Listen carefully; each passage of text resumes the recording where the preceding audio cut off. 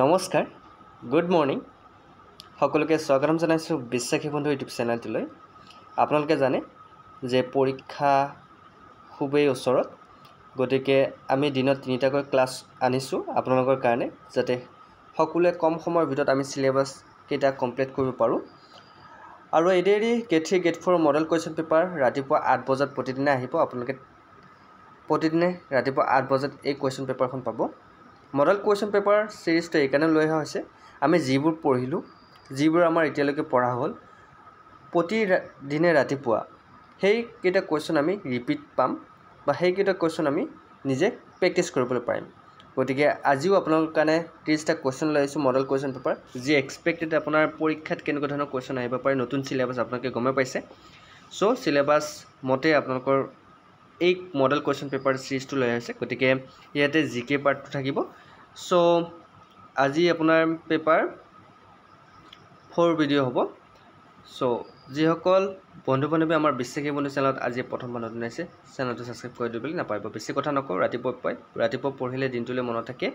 চ' আহকচোন আজিৰ প্ৰথম কুৱেশ্যনটো চাওঁ। আজি ফাৰ্ষ্ট কুৱেশ্যনটো হৈছে, লাচিত বৰফুকনৰ মৈদাম ক'ত অৱস্থিত? The Lachit Borphukan's maidam is located in.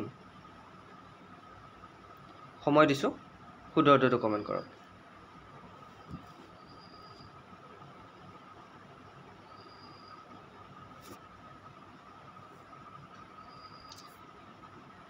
Lachit বৰফুকনৰ মৈদাম ক'ত আছে? Yes, the right answer is Jorhat. Lachit বৰফুকনৰ মৈদাম ক'ত আছে? যোৰহাটত আছে। Option B is right answer. Okay, next কুৱেশ্যনটোলৈ আগবাঢ়িছোঁ।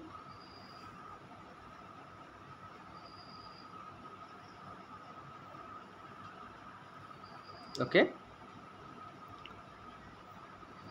নেক্সট কুৱেশ্যনটো হৈছে, গুৱাহাটী উচ্চ ন্যায়ালয়ৰ প্ৰথম মুখ্য ন্যায়াধীশ কোন আছিল? Who was the first chief justice of Guwahati high court? Guwahati উচ্চ ন্যায়ালয়ৰ প্ৰথমজন মুখ্য ন্যায়াধীশ কোন আছিল? শুদ্ধ উত্তৰটো হৈছে R.F. লজ। R.F. লজ আছিল গুৱাহাটী উচ্চ ন্যায়ালয়ৰ মুখ্য ন্যায়াধীশ প্ৰথম। মনত থাকিব। কোনে কোনে শুদ্ধ উত্তৰ দিলে ক'বচোন। নেক্সট কুৱেশ্যনটোলৈ আহিছোঁ। কোনটো অসমৰ ৰাজ্যিক চৰাই? Which one is the state bird of Assam? এই কুৱেশ্যনকেইটা আপোনালোকে এডিআৰই এক্সামত দেখা পাইছে, কিন্তু প্ৰায়ভাগ পৰীক্ষাতে আহে। কিন্তু যিকেইটা কুৱেশ্যন আপোনাৰ ৰাতিপুৱাৰ ভাগত মই লৈ আহোঁ, চ' সেইবিলাক কমন কুৱেশ্যন হয়, কিন্তু প্ৰায় পৰীক্ষাত অহা কুৱেশ্যন। কোনটো অসমৰ ৰাজ্যিক চৰাই? অসমৰ ৰাজ্যিক চৰাই বুলিলে আমি কোনটো চৰাইক বুজোঁ? য়েছ, দেওহা। দেওহাঁহৰ ইংলিছ কি বাৰু? হোৱাইট উইং উড ডাক। মনত থাকিব। কোনে কোনে শুদ্ধ উত্তৰ দিছে অপশ্যন ডি। মই শেষত কিন্তু চাম দেই, কোনে কোনে শুদ্ধ উত্তৰ দিয়ে। 30টা কুৱেশ্যনৰ ভিতৰত কোনে কেই নম্বৰ পায় মোক শেষত জনাবলৈ নাপাৰিব। কেইটা কাৰেক্ট হ'ল? Okay, question number 3 right answer হৈছে অপশ্যন ডি, দেওহা। অসমীয়াত দেওহা বুলি কয় আৰু ইংৰাজীত হোৱাইট উইং উড ডাক বুলি কয়। চিয়'ৰ, মনত থাকিব। নেক্সট কুৱেশ্যনটোলৈ আহিছোঁ। পৰিৱেশবিদ ৰবীন বেনাৰ্জীৰ সংগ্ৰহালয় কোনখন জিলাত অৱস্থিত? Environmentalist Rabin Banerjee's museum is located in which district? কোনখন ডিষ্ট্ৰিক্টত আছে বাৰু ৰবীন বেনাৰ্জীৰ সংগ্ৰহালয় বা মিউজিয়াম?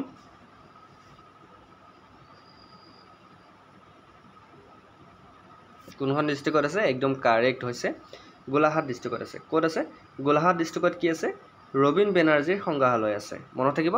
কেতিয়াবা আহিব পাৰে পৰীক্ষাত, মনত ৰাখিব যে গোলাঘাট ডিষ্ট্ৰিক্টত কি আছে, এনেকৈ মনত ৰাখিব। বা ৰবীন বেনাৰ্জীৰ সংগ্ৰহালয় কোনখন জিলাত আছে, তেতিয়া মনত ৰাখিব গোলাঘাট জিলাত আছে। অ'কে, নেক্সট কুৱেশ্যনটোলৈ আহিছোঁ। অসম বিধানসভাৰ প্ৰথম স্পীকাৰ কোন আছিল? Who was the first speaker of the Assam assembly? বহুত ইম্পৰ্টেণ্ট কিন্তু। অসম বিধানসভাৰ প্ৰথম স্পীকাৰ কোন আছিল?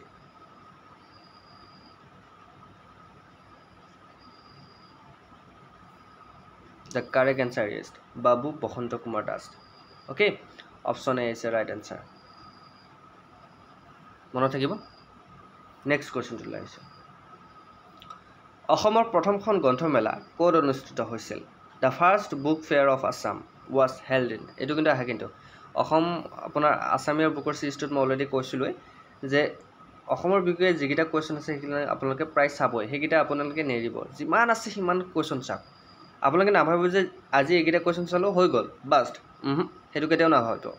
যিমান পাৰে সিমান এইকেইদিনৰ ভিতৰত আপোনালোকে মগজুত ভৰাওক, কাৰণ ক'ৰ পৰা কি প্ৰশ্ন আহে আপোনালোকে নিজেও নাজানে। অ'কে, অসমৰ প্ৰথমখন গ্ৰন্থমেলা ক'ত অনুষ্ঠিত হৈছে? অসমৰ প্ৰথমখন গ্ৰন্থমেলা অনুষ্ঠিত হৈছে নগাঁও জিলাত। মনত থাকিব অপশ্যন বি ইছে right answer.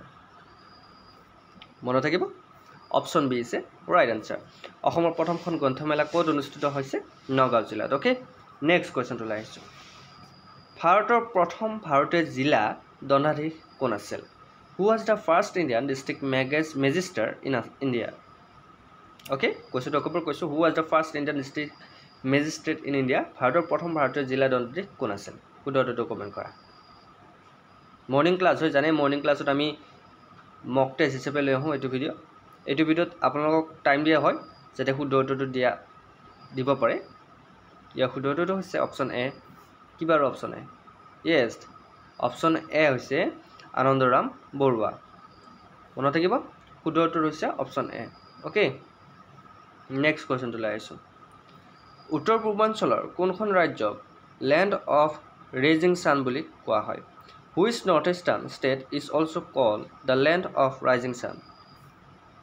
Land of rising sun বুলি কোনখন ষ্টেটক কোৱা হয়? কোনখন ষ্টেটক লেণ্ড অফ ৰাইজিং ছান বুলি কোৱা হয়? বহুত ইম্পৰ্টেণ্ট, কিন্তু কোনখন ষ্টেটক কোৱা হয়? বহুতে কিন্তু এইটো প্ৰশ্ন ভুলকৈ লিখি থৈ আহে। ভাৰতৰে পূৰ্বদেশে সূৰ্য উঠা দেশ বুলি ক'লে বহুতে অসমখনক লিখি থৈ আহে পৰীক্ষাত, কিন্তু এইটো নহয়। The land of rising sun বুলি কোনখন ষ্টেটক কোৱা হয়? অৰুণাচল প্ৰদেশক কোৱা হয়। অপশ্যন চি ইছে ৰাইট আনচাৰ। বহুতে কিন্তু পৰীক্ষাত অসম লিখি থৈ আহে, এইটো ভুল নকৰিব দেই, মই এতিয়াই কৈছোঁ। নেক্সট কুৱেশ্যনটো লৈ আহিছোঁ। সাহিত্য একাডেমী বঁটা লাভ কৰা প্ৰথম অসমীয়া সাহিত্যিক কোন আছিল? Who was the first Assamese writer to receive Sahitya Akademi award? কোন আছিল বাৰু?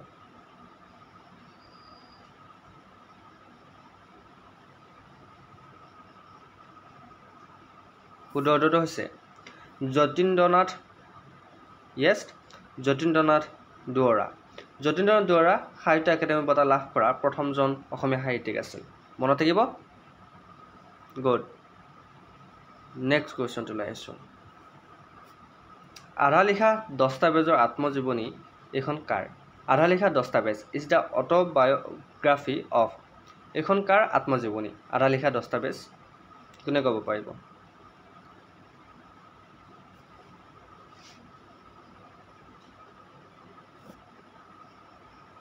শুদ্ধ উত্তৰটো হৈছে মামণি ৰয়ছম গোস্বামী। অপশ্যন চি ইছে ৰাইট আনচাৰ। মনত থাকিব আধা লিখা দস্তাবেজৰ আত্মজীৱনী হৈছে মামণি ৰয়ছম গোস্বামী। নেক্সট কুৱেশ্যনটো লৈ আহিছোঁ। মানস নদী ব্ৰহ্মপুত্ৰ নদীৰ লগত সংযোগ হোৱা ঠাইৰ নাম কি? Name the place where the Manas river joins the Brahmaputra river.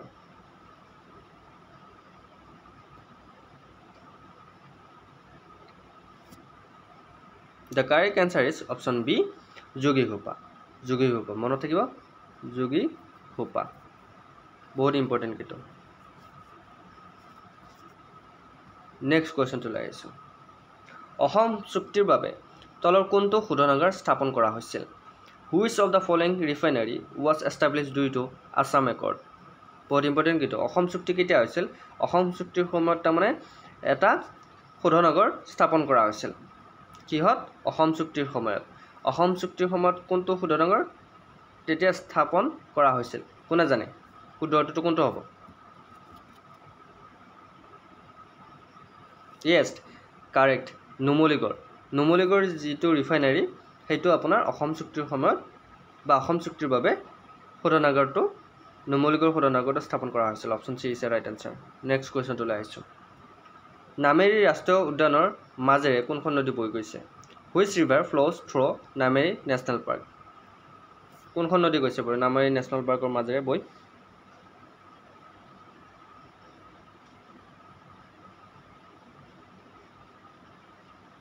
একদম কাৰেক্ট, জীয়াভৰলী নদীখন নামেৰি ৰাষ্ট্ৰীয় উদ্যানৰ মাজেৰে বৈ গৈছে। নামেৰি ৰাষ্ট্ৰীয় উদ্যানৰ মাজেৰে। নেক্সট কুৱেশ্যনটো লৈ আহিছোঁ। কোন জনগোষ্ঠীয়ে অসমত ছেৰিকালচাৰ প্ৰৱৰ্তন কৰিছিল? Which tribe introduce sericulture in Assam অসমত সেৰিকালচাৰ কোনে প্ৰৱৰ্তন কৰিছিল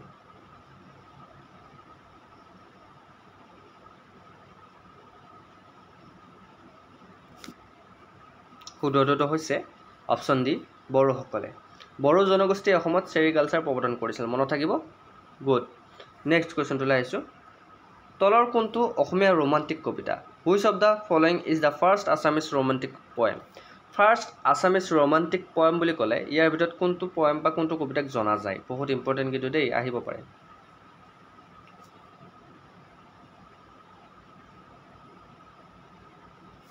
The right answer is option C, Bon Quarry.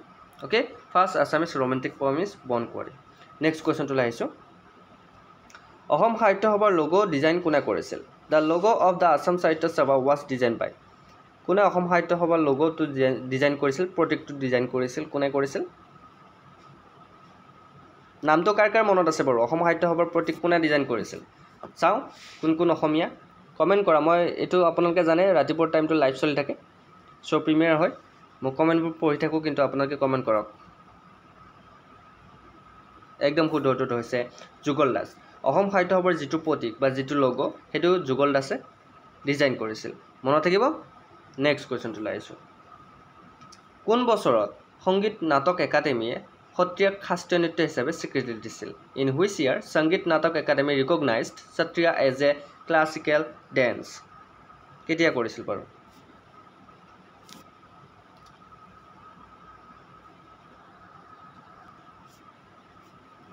Option কিটা চাই লওক yes the correct answer is কেতিয়া কৰিছিল 2000 চনত 2000 ত মনত থাকিব 2000 ত কৰিছিল option D is right answer okay okay next question টো লাইছো গুমৰাক কি হোৱাট ইজ গুমৰাক আমি যে গুমৰাক বুলি শুনো কেতিয়াবা গুমৰাক কি বস্তু এতিয়া কোনে কব পাৰিব গুমৰাক কি বস্তু মিউজিক নে ড্যান্স নে ইনস্ট্ৰুমেন্ট নে স্পেশাল ক্লথ ইয়াৰ ভিতৰত কোনটো ৰাইট গুমৰাক কি বস্তু কোনে কব পাৰিব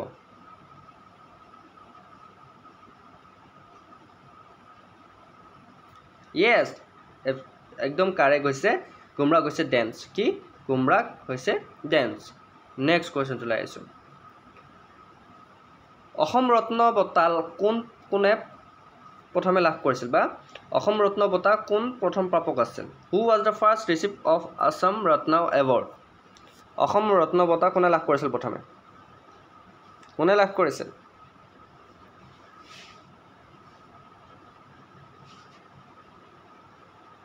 আমাৰ সকলোৰে প্ৰিয় সকলোৰে শ্ৰদ্ধাৰ ভূপেন হাজৰিকা দেৱে ডক্টৰ ভূপেন হাজৰিকা দেৱে অসম ৰত্ন বঁটা প্ৰথম লাভ কৰিছিল মনত থাকিব কোনে লাভ কৰিছিল doctor Bhupen Hazarika next question টো লৈ আহিছো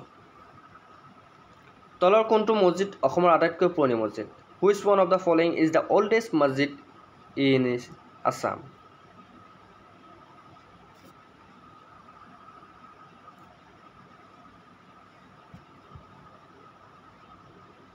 খুদৰটো হৈছে পানবাৰী মছজিদ পানবাৰীত যেটো মছজিদ আছে হেতু হৈছে অসমৰ আটাইতকৈ পুৰণি মছজিদ মনত থাকিব নেক্সট কোৱেশ্চন টো লাইছো পৰিৱেশবিদ যাদৱ পায়েঙক এই বছৰ পদ্মশ্ৰী সন্মানেৰে সন্মানিত কৰা হৈছে Environmentalist Jadav Payeng was awarded Padma Shri in the year.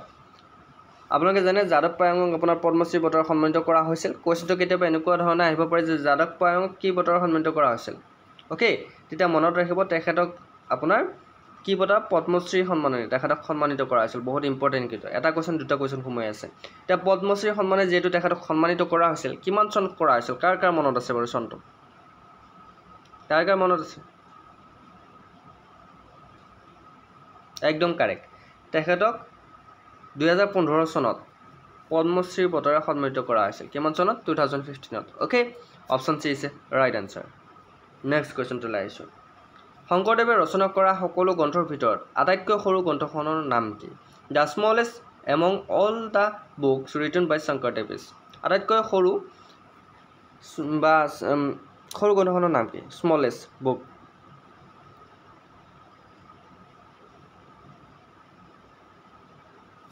yes the right answer is আমি সকলোৱে জানো গুণমালা ওকে গুণমালা হৈছে শংকৰদেৱে ৰচনা কৰা আটাইতকৈ সৰু গ্ৰন্থ ওকে নেক্সট কোৱেশ্চন টো লাইছো প্ৰথম অসমীয়া শিশু মেগাজিন কোনখন আছিল the first Assamese children magazine was প্ৰথম অসমীয়া শিশু মেগাজিন কোনখন আছিল বাঁহী সুৰভি ল'ৰা বন্ধু ঘৰজেউতি ইয়াৰ ভিতৰত কোনটো শুদ্ধ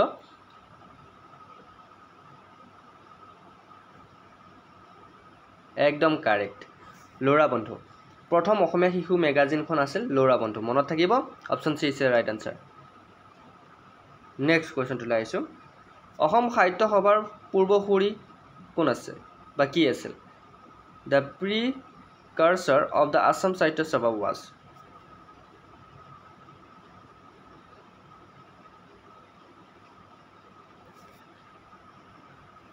ইয়াৰ শুদ্ধটো হৈছে অপশ্যন বি অসমীয়া ভাষা উন্নতি সাধিনী সভা অসম সাহিত্য সভাৰ পূৰ্বসূৰী আছিল মনত থাকিব নেক্সট কুৱেশ্যনটো আহিছোঁ কোনটো মন্দিৰৰ ছাল তামৰ দ্বাৰা নিৰ্মিত আছিল the roof of which temple was made of copper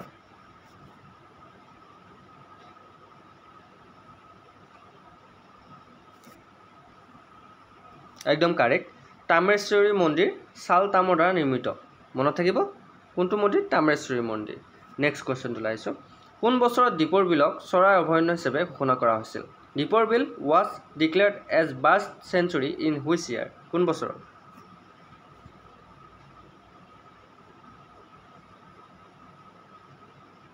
চন্দ্ৰকাৰিকা মনত আছে বাৰু য়েছ একদম কাৰেক্ট 1989ত দীপৰ বিলক চৰাই অভয়াৰণ্য হিচাপে ঘোষণা কৰা হৈছিল option B is the right answer next কুৱেশ্যনটো আহিছোঁ অসমত তেলৰ সংঘটন কোনে আৱিষ্কাৰ কৰিছিল who discovered the occurrence of oil in Assam কোনে অসমত তেলৰ সংঘটন আৱিষ্কাৰ কৰিছিল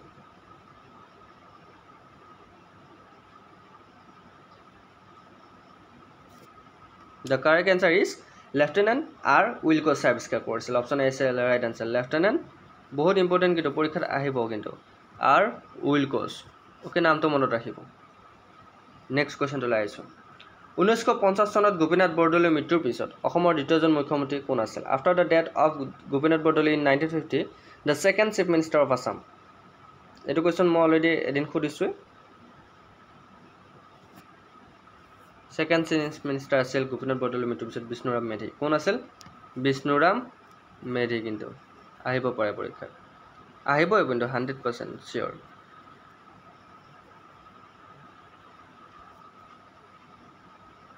1950 চনত গোপীনাথ বৰদলৈৰ পিছত অসমৰ দ্বিতীয়জন মুখ্যমন্ত্ৰী কোন আছিল Bishnuram Medhi option B is the right answer next কুৱেশ্যনটো আহিছোঁ তলৰ কোনটো ঠাই নাগালেণ্ডৰ ব্যৱসায়িক কেন্দ্ৰ which of the following place is the business hub of Nagaland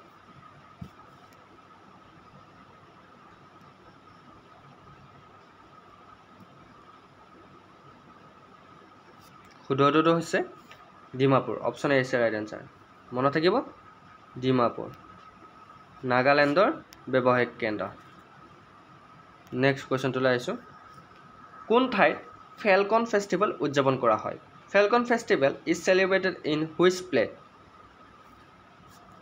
place falcon festival ক'ত বা কোন ঠাইত উদযাপন কৰা হয় কোনে কোনে জানে কমেণ্ট কৰিবা